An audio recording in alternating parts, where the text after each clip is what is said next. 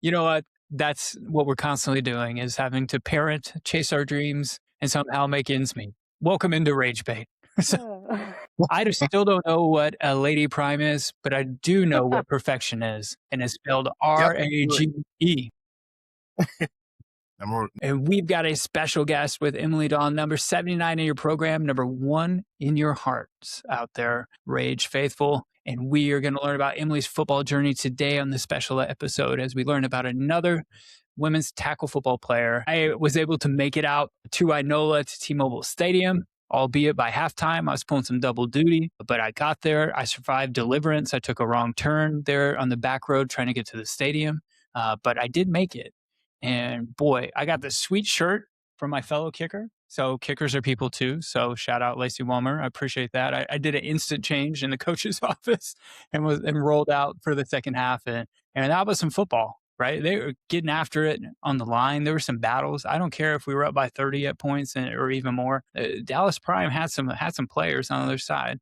And they were still throwing the ball around, even down late. So super excited as we look forward to the march to the Emerald Bowl. The Southwest Conference will go through T-Mobile Stadium in the Rage. So the only time that we'll have to go on the road is for the national championship game in San Antonio. So we've got a 3-week bye until we play in the quarterfinals. We will get the lowest seed remaining out of the Southwest Conference from that part of the bracket. So we can't play the 2 or 3 seed, but anything from 4 through 7, we've got a shot to play. So we won't know for a couple weeks because there's a week off until that first round playoff round. So as we get things started, Schrep and Webb are here as well with Emily and myself. Webb, how was the drive back with a wet shirt after you got the ice bucket dumped on you for your KOTV News Channel 6 interview after the game? I had some clothes in the car because I wasn't planning on driving back to the city right after the game. So luckily, I had already planned. See, I was thinking. You had pre-planned for the dub. Yeah. And I was ready for. I was like trying to guess which color Gatorade it was going to be. It was like the Super Bowl. Yeah. Was this Kashi? Is this a prediction market? Schrep, did you have to make the trip back to the city immediately after the game? Yeah, it was brutal. Me and Hannah just hopped on the turnpike, hit that 2 hours, and then at the end of that, Webb's like, "Hey, you let my dog out?" And I'm like, he's like, there also might have been someone broke into the house because the dog was going crazy on the nanny cam. So I'm like ready to clear this house at like 1:00 in the morning. He's going to John Wick it for me. Yeah, and then like my sound machine was going off, and I was the only little thing, but finally got in bed and sleep by like 2:30 that night. Yeah, it was a long night. Everything in Claremore, because I was like, all right, I need to go to the bathroom, but I was like, you know what, I can make it to Claremore. It's like 15 miles from Inola. I get over there, Taco Bueno's closed. I was very upset because I was looking forward to Bueno. And then I went to Quick Trip and some guy tried to talk to me in the stall. And I was like, all right, I got to get out of here. It's like 11 o'clock. I was like, this is real strange in this Quick Trip. But I got to Whataburger and it was only like $14 and I get the same order where I'm from and it's $20. So I don't know what you're doing right at Claremore Whataburger, but it was fresh and I appreciate you at 11 o'clock and later as I was coming home from the game. So, but yeah, got home at like midnight. I was super tired. What was that conversation like? No. Well, he asked if I had a heartbeat. And I said, I'm doing good. I'm just trying to leave. I didn't know what to say. What do you say when the stall conversation, when it's not like a locker room, when it's somebody you know, right? And it's just locker room antics, which you're to expect, right? That's fair game. Do you want to come home with me? I mean, because RSU is not in session right now. We're in the summer, so it's not like it's kids. It's like, like messing around. So yeah, let's say I survived making a wrong turn in Inola, and I also survived the stall conversation with a very random and creepy stranger at the Claremore Quick Trip. So Rage win 48-18. So I was hoping for the 50 burger. I was really hoping for a 2-point conversion, but I did not get my request. But I did get to see an onside kick. So that was nice. And it was recovered. And it not only an onside kick, it was kind of deep. It was a nice little sky pooch kick. I mean, we got it on like what, 25, 30. I mean, it was deep, deep, deep. He just sat there, stopped right on the sideline. He did.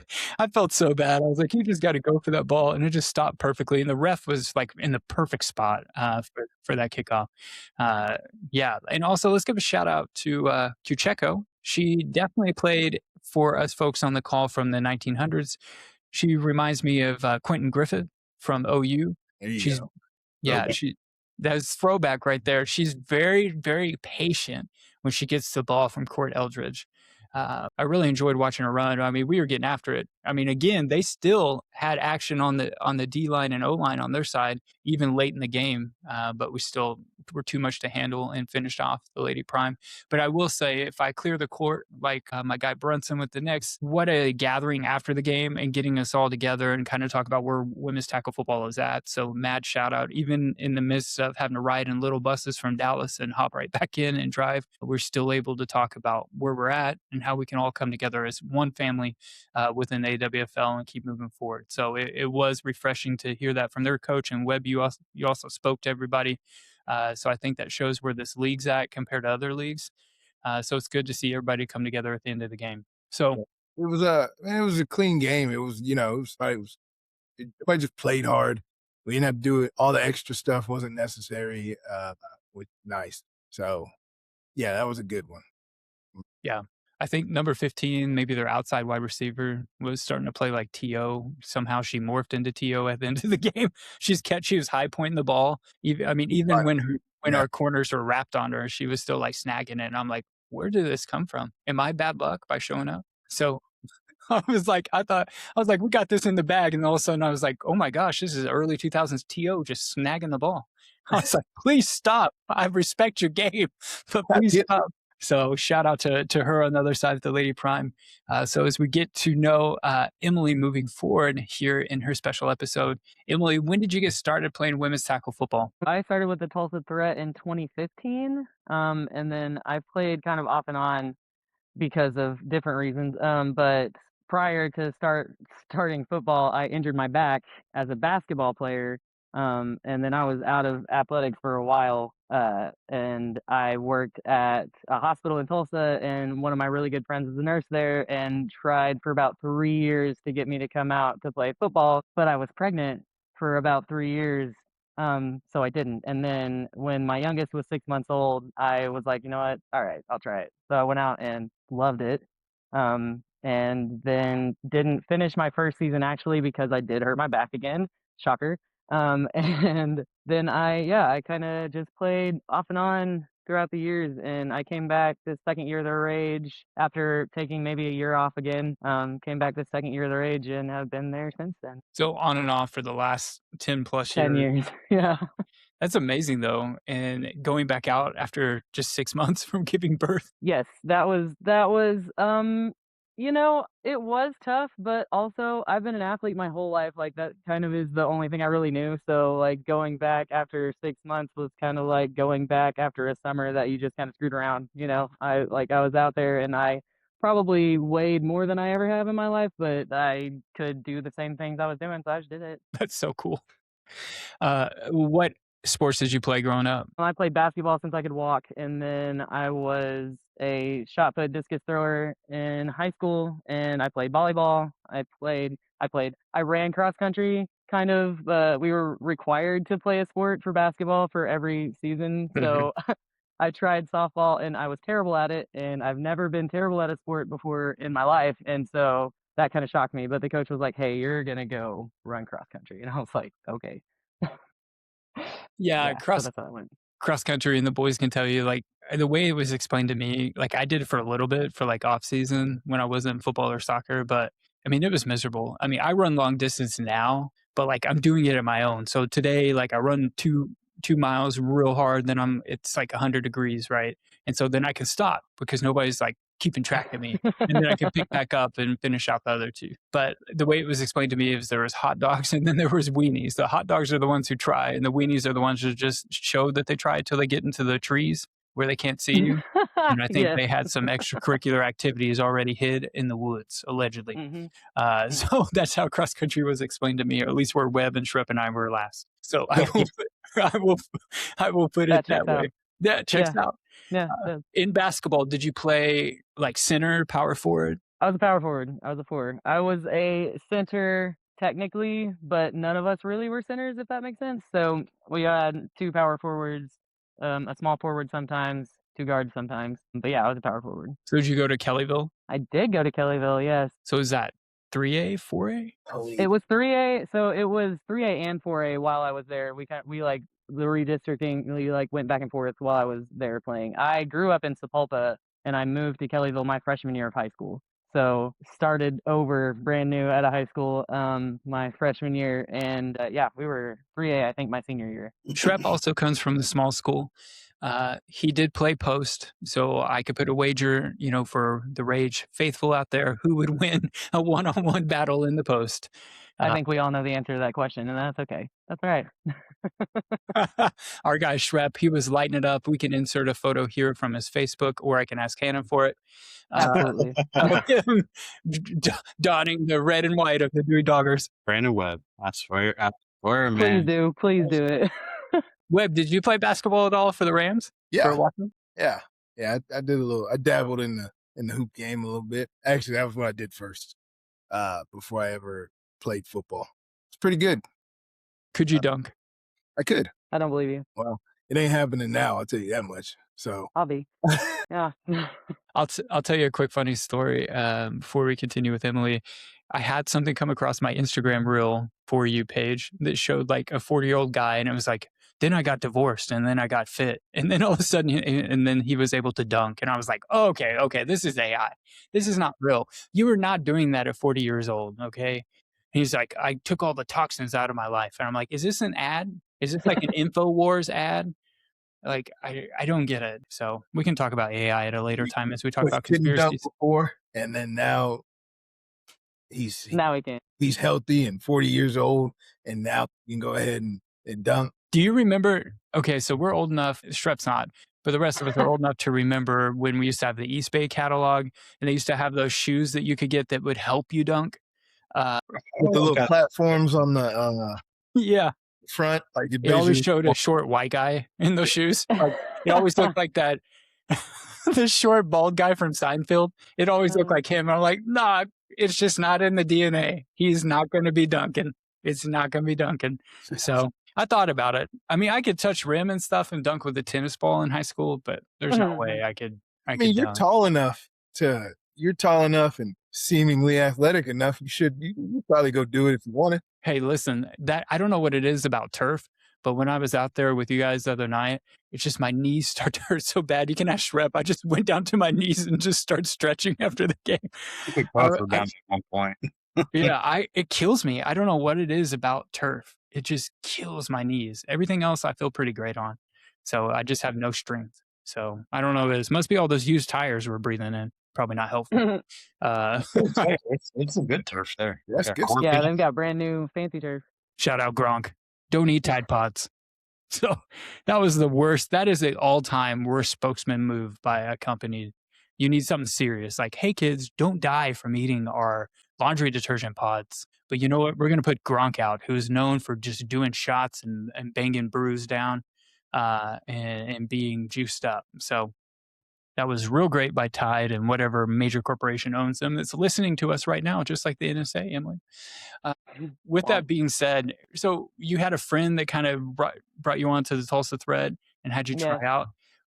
During those early days of women's tackle football in Tulsa, how would you compare your experience then versus your experience now with all the success that we're having with the Rage? I will tell you immediately that I went from 0.8 seasons to winning seasons, because we used to have 8-season games, right? And then after COVID, we had 6-game seasons. And yeah, I haven't gone back really since then. But it was brutal. My introductory to football was Amy Moran, and we all know Amy Moran, and I was 10 years younger then, and so was Moran.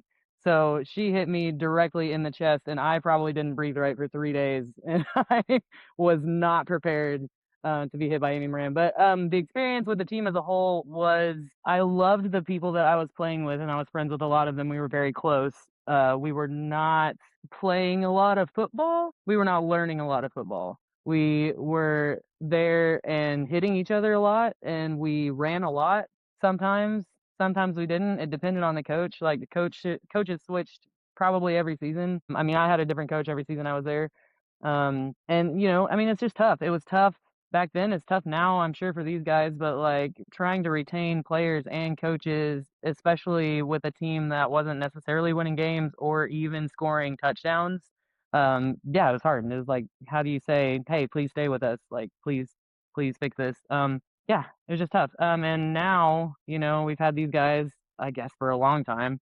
I've had them for what feels like forever now, but they care a lot about us. They know that we want to learn, so they want to teach us. It's a lot easier to learn from them because they're willing to take the time and put in the effort. We never had Zoom meetings when I was, before the rage. Never been on a Zoom meeting, never had extra stuff. We canceled practices for rain. It's it's a whole different vibe, whole different feel. And for me, as like an athlete coming into the situation in the first place, it was tough, but I stuck with it because one, I was young, and two, I love those people. Those were my very good friends. And then it was fun. It was not fun hurting all the time and not ever scoring a touchdown. Like that was tough. And now the soreness is worth it. Like now I feel like we went and really did what we were supposed to. Just completely different vibe. So do you think it's the consistency in the coaching and the strategy behind that, and then the culture of the program that's kind of really turned the tide from the threat era to the rage era for the program? Yeah, absolutely. I mean, consistency is absolutely key. I mean, it we may hate it, but we run practices the same way every single time. And I know what's going to happen every single time. And as soon as he says screens and I get super mad at him, I already knew that it was going to happen. I knew we were going to go run screens for 30 minutes and I was going to hate it. But we know how to run screens, right? Like we know how to do it. And we know what a screen is. Just different. They're giving us knowledge. They're passing on knowledge that we, or me personally, like I never really got. Like I grew up around football. I lived my adult life around football. We're in Oklahoma, so there's football everywhere, but also like the boy's dad is a football coach, and he's been a football coach ever since, I knew him in high school. He played football. I was around it all the time. He went to college, played football at Langston, came back, coached football. He's been coaching ever since. Like he taught me a 3-point stance. So I've just been around football a long time, but to find two guys like this that have a bunch of knowledge and want to pass it on to women that's a different thing. That doesn't happen a lot. A lot of people like to talk down to us or think about us differently or not take us seriously, and it's nice to have people that take it seriously. 100%. And kind of to my point I was making earlier is that when you're there and you're on the sideline or you're in the stands and you're witnessing what's happening, it doesn't matter who's strapping up the helmet. People are getting after it. That's football. It's football at the end of the day. And like I was saying with the battles on the line, that was real. Okay. Lisa came out, her nose is all bloody, like they're getting after it. And to see the different cadence when we switch it up on offense, right? There's so much that goes into that.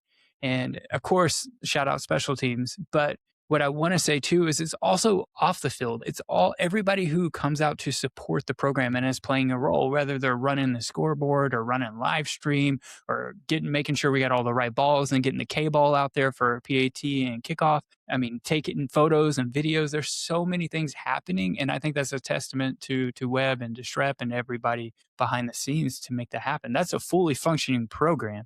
And I've been around a lot of different programs, and there's something that's just a little bit different, right? And everybody around the league, I think, recognizes that when they get to come play us. So they're going to get the L, but but we're going to be like, you know what? We like you guys. You guys got something good going on. Good. We respect you. Yeah, and then we'll go from there. So what positions have you played throughout your women's tackle football career? So I started at left tackle. I have played left tackle every year that I've played. That is my primary position. I love left tackle. I've tried to play right tackle for 3 reps one time. It was awful. We'll never do it again. I played. I He was played. left after her. Yeah, he named the left side after me. He did. I Good. played outside linebacker when I started playing defense, and that was terrible. And then I play middle. I play middle linebacker now. I've been playing that for probably 5 seasons, 4 or 5 seasons. So you got, according to the latest statistics, Oh, no. you've got 14 solo tackles on the year. So, I Yikes. mean, you're in the top 5 for the Rage. I had to be reminded of this website. We were talking about some other programs to the south of us. And I got, just like I got lost in the snake draft last week for Mount Rushmore of greatest athletes, I got lost between 2 programs that share the same city. So thank God Schrep sent me the link, and I was like, oh yeah, I remember this. Being able to play both sides of the ball, I think that's really important. You know, we've seen the growth of that also in high school football for a long time. Even in the mid 2000s with me, it was like specializing at larger 6A programs, like where Webb and I played. You played at Owasso, I played at Bartlesville. And it's more common at smaller, but programs are starting to get almost smaller, and their kids are having to learn that. And I think it's such a great skill for you to play through all 3 sides of the ball, right? And put yourself out there. As we saw, Webb made a 6'7" joke on the sideline. I was immediately upset with him because I asked Thank you. how many people are on the sideline for the Lady Prime tonight. It looked a little bit thin over there for our friends from Dallas. And he says 6 or 7, and then put a big old Webb smile on. And I thought, awesome, I'm just going to walk away right now. Yeah, I'm mad at you for that. I didn't even see it, but I'm mad about it. What would you say that your greatest football memory has been? Wow. I think just having my boys grow up around it, honestly, because, you know, my oldest is 14, he's an athlete. He plays basketball, football, runs track, throws, like he does everything. And having them get to see me be a part of this is really important to me. You know, it's not often that boys are told how important women's sports are, or women doing things that not everybody thinks that they should be able to do is. And I think it's really cool that they get to see me do it. He comes out and is a ball boy most games, for all of our home games. He runs around. His friend came to one of our home games and took pictures too. He sent pictures of us to me, which I thought was really cool, but he loved it and they loved watching it. But that's probably my favorite part. No, most definitely, right? Having our kids, you know, witness us, you know, doing the things that we love, and having them understand the discipline and the commitment that it takes to pursue your passions, no matter what it is. If they ever, you know, play football or a sport, whatever they decide to do in the future, right? That's going to be those skills that they learn from you, and that resiliency, especially you've been doing it for over 10 years. So kind of I'll let Schrep ask the Schrep question. Schrep, are you ready for your question? Yeah, I'm ready for it. Okay. So since you have been a part of this for quite a bit, and, you know, we've gone some pretty unique places, where has been your favorite place that the Rage has taken you to go play a game? Most memorable. Most memorable or favorite? Favorite, memorable, whatever you want. Both. My favorite place to play was Seattle, for sure. I mean, it was just beautiful. That stadium was awesome. It was really cool to just be there. I had never been to the West Coast ever at all, so that to me was just cool. I was like, man, football brought me here. Like that was just very cool. And most memorable place, definitely Gulf Coast. At this moment, just because it's still fresh in my brain. Had a couple places like that. Probably 1 year in Louisiana, 1 year in Gulf Coast. Yeah, for sure. Weird places down there. Yeah, it was a time. Something about the South. Huh? Something about the South. I have no further comment because I hope to go to Germany. I hope to go to Germany in October, and I know that we're going to have folks maybe from Mississippi. So, but I Lady have Bison. So basically, you're basically hoping they haven't watched any other prior episode. Yeah, I Right. can tell you, I can think of a few players that got after y'all. They definitely have. You know, when I saw the tryout information today, I sent it straight to court. Did you? Holy She- respect. Holy She did respect. not tell me. Oh gosh, as soon as I saw it, they named coaches, and I go, share it. And I should hit the messenger, and I typed in court and clicked right on her picture. So, Yeah, I'm sure I appreciated that. yeah, because look, she's dedicated to figure out what's going on with Oh. that program. So, Oh, every program. Webb, do you have a question? Yeah. So what is your favorite on-field moment in any game you've played? Let me start with that. No, I got Okay, so a couple. When we beat Rocky Mountain to go to the national championship, that one, I mean, that was that was a build. yeah, Yeah. there is a picture of me jumping, coming off of the side, because I skipped, right? So I was skipping, coming off the sidelines, and I was so high in the air in that picture. I was like, wow, I didn't even know my knees could get that far off the ground. But that feeling was really cool, especially because, we had lost the thing that I thought was gonna get us through everything, every single game, and was the reason that we were gonna win games consistently, and we lost that at the beginning of the game. And I was terrified. Like, in my brain, the whole game, I do play two sides of the ball, and I do take breaks on defense. I don't ever take a break on offense, but I do take breaks on defense. And when that happened, I went, we got her to the sideline. I came back, and I was like, I'm never leaving the field. Or immediately never leaving the field. Knew I had to, not that I don't always give it everything I have, but I was like, we have to really lock in right now. Got to really lock it in.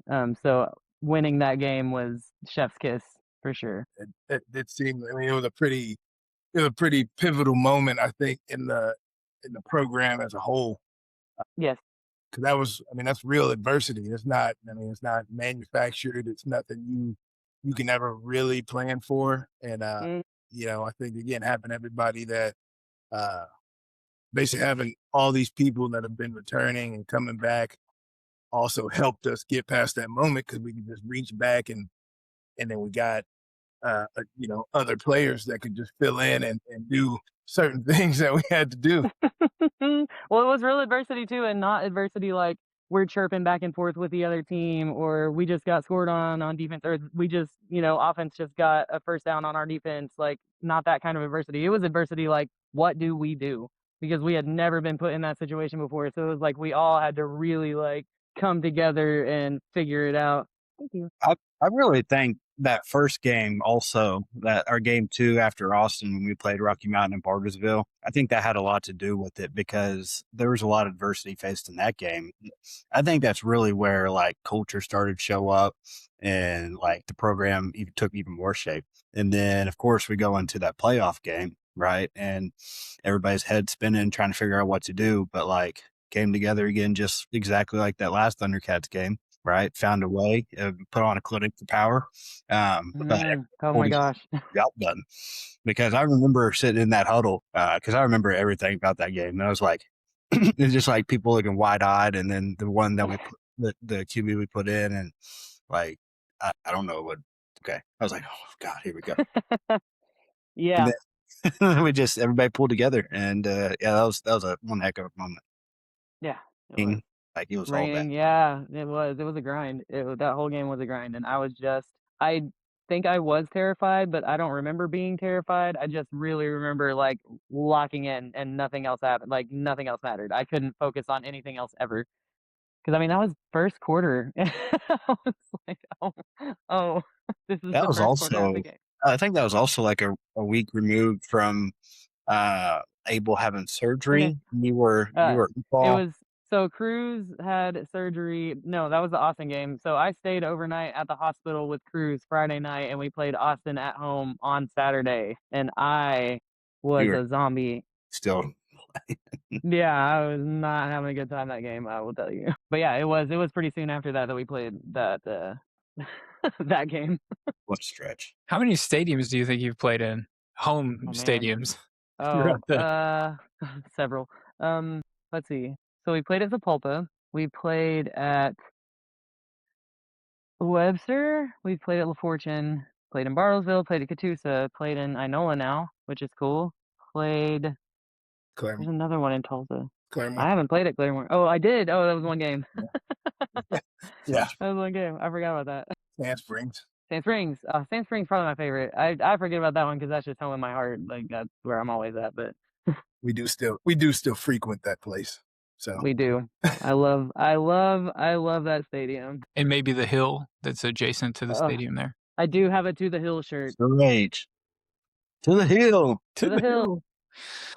As we kind of look forward, you've been in women's tackle football for a long time. So I'll ask you this question, as I've asked your teammates. What do you hope for the future of women's tackle football moving forward? I really just hope we can kind of all get on the same page. See, there are several leagues, and everything is super disjointed, kind of in each league. I think the league that we're in now, feels better. Feels better. Obviously, this is the first season that we've been in this league, but feels good so far.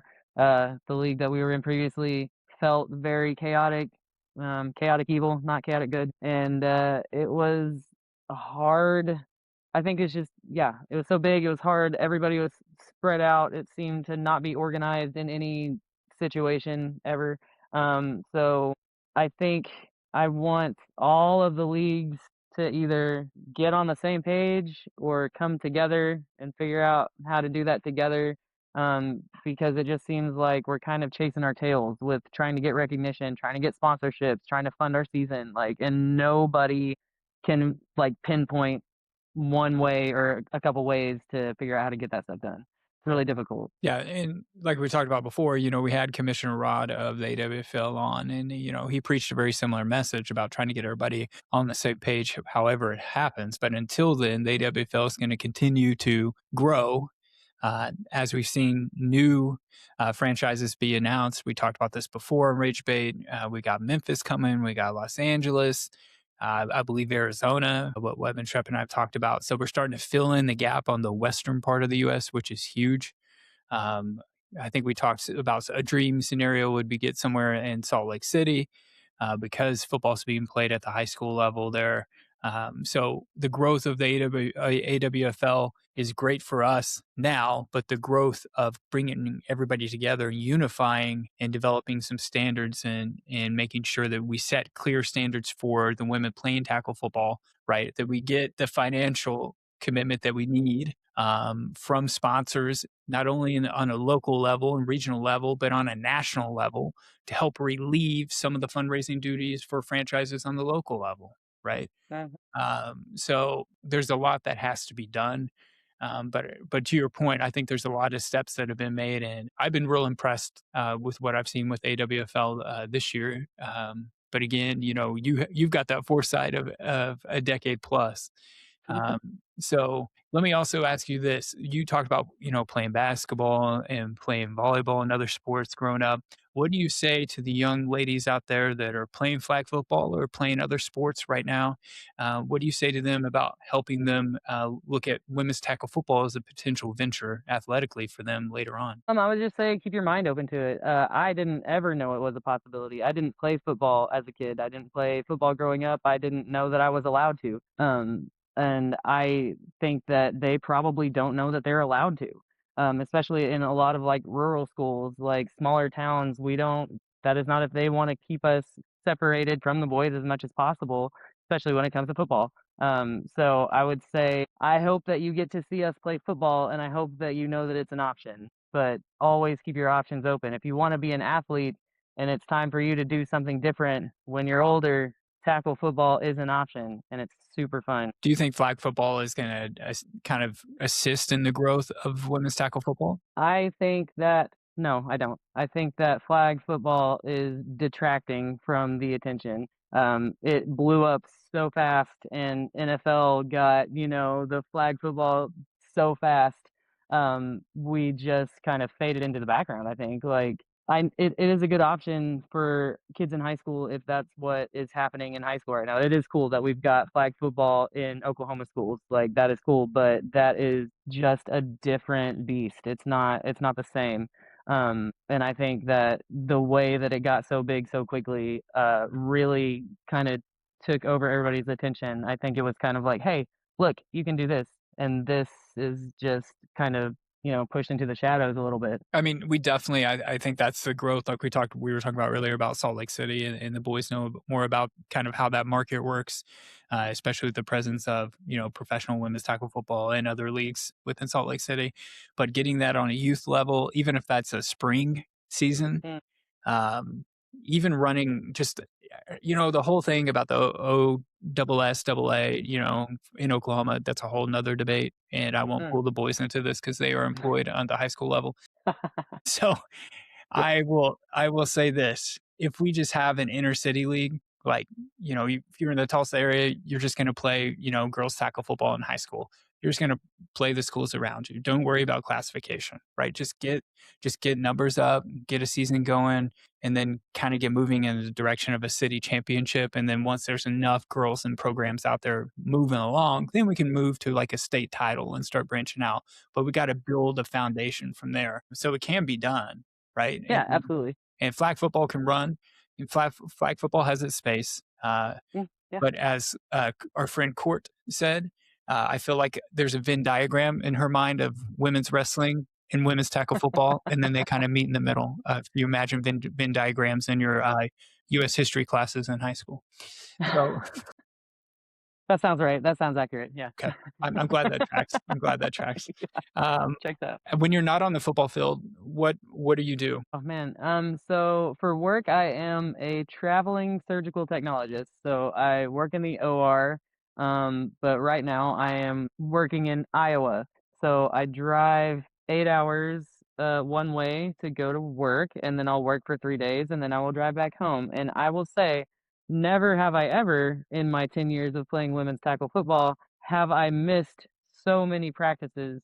I have never missed a practice. And so having to drive to Iowa to go to work and be there during the week has put me in a weird spot, and I am not a fan of where I'm at as far as missing practices. Not a thing that I do really. So yeah, but I do that. I'm a surgical tech, and then I'm a mom, and then just hang out. I really try to sleep when I can. That's not a lot. So usually driving a kid to a thing or driving to work. That's pretty much it. I don't know how you drive to Iowa and then drive back to Oklahoma. That is a boring drive. And then plays the next day. This is the great thing about it. Yeah. Godspeed, my friend. I don't know how you do that. I went to Omaha once for this big conference, and Omaha's real weird because I thought we're going to stay right by the baseball stadium, for the College World Series, and that's where the hotel was. But nah, we were staying. Actually, it was Iowa, where we were staying right across the border, where the airport's at. And I was just like, what are we doing, guys? It was so bored. I was so bored during my time there. So I'm sure, I hear of all the stories of when the College World Series happens, but I will say this, I've heard stories that it gets pretty lit in Omaha when people come to town for the College World Series. But in my time there for the Farm Equipment Manufacturers Association Conference, FEMA, not the FEMA that comes to save you after a hurricane, allegedly, but a different FEMA. Which is the most boring thing I've done in my life. And I love farm stuff. I love ag, but no, it was not fun. So do not put that on your bucket list. That is just for Warren Buffett and billionaires to hide their money with very low tax bracket. So I said that aloud. Now that's going to be on the NSA list for me. So I'm there forever now. I'm going to delete that forever for me and save myself. We got it. They already got it, Webb. They're watching this right now. So Emily, last question for you. What is making you rage out right now in your life? Gas prices, if I'm going to be completely honest. Now that I drove to Muskogee and back twice today, I will say gas prices, raging out. I have no nice things. And honestly, nothing else is making me super mad right now. And a 3-week buy is also making me rage out because this is twice in a row that I've had a 3-week buy. So gas prices, too many bye weeks. That's it. But you'll be back healthy, right? Yeah, super healthy. I broke my finger in our River City game and I had to get it fixed. So I had surgery the Monday after the Gulf Coast game. And yeah, we're, 3 weeks into recovery and it's doing good. I can bend it. I can make it almost a fist, guys. But yeah, doing good stuff out here. I'm not a medical expert, but it does look like you're ready to play. Thank you. I am. You're the one that works in healthcare. Yeah. I have appeared in a healthcare commercial and have been the global director at a healthcare-based company, but that was all research, right? So it's a little bit different space. I'm not in a hospital, saving But you're lives. famous. Hey, I'm not famous. Yeah, talk about, I was in Reno, Nevada, and I had to step in and I was directing the shoot. And I was like, oh my God. And there were fires going on, like the big wildfires from like 5 years Oh, ago. yeah. I'm like, Yeah. guys, they're like, Not sir, it. you probably shouldn't smoke while the fire. I flew all the way here. My plane about went off the It's already on runway. fire. I had to hit them slots when I got off the airplane. I lost about $500, so I need to make sure this goes well. So Got just calm know- my nerves a little bit. yeah, I got to call my nerves. And after I'm done here, I'm going to that Chipotle and I'm hitting up the casino where my hotel's at. So y'all can 10 out leave of me 10. alone. Give me that white jacket. I can look official. My wife's a doctor. That's close enough, right? That's it. That's all you need. Yeah. Dr. Tucker, nobody has to know, right? Yeah. It's me. You could be a Dr. Tucker. Exactly. It could be. Well, Emily, we appreciate you joining us here on Rage Bait.